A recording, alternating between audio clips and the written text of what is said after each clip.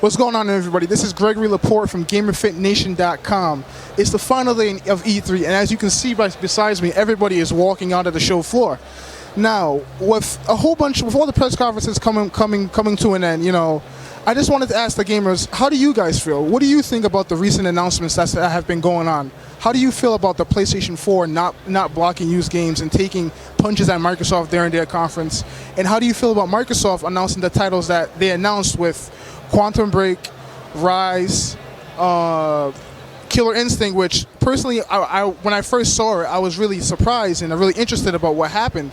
But then after, as I found out additional details about the game, such as when you it's only a downloadable title, so you have to pay for each character that you download after the fact.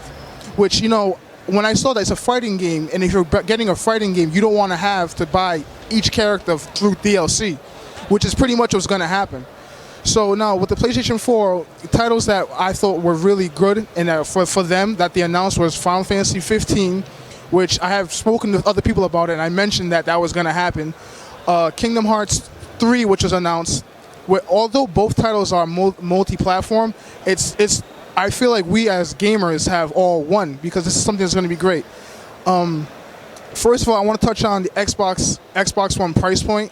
I think $499 for that console is a little too much, but here's a key thing: if you pay attention to their press conference, you'll notice that when the edition that they mentioned was the launch day edition.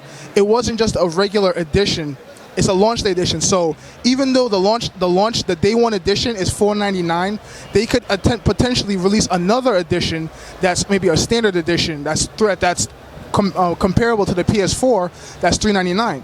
And also the same thing with Sony was the fact that if you pre-ordered on Amazon, they recently sent out an email saying that if you pre-ordered your console, that was a launch edition that you pre-ordered, but that's not that. But they also is a standard edition.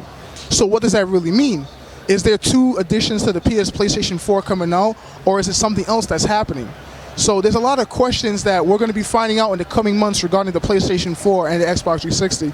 But I really wanted to know, how do you guys feel? What systems are you going to be pre-ordering and buying and waiting in line for when they release?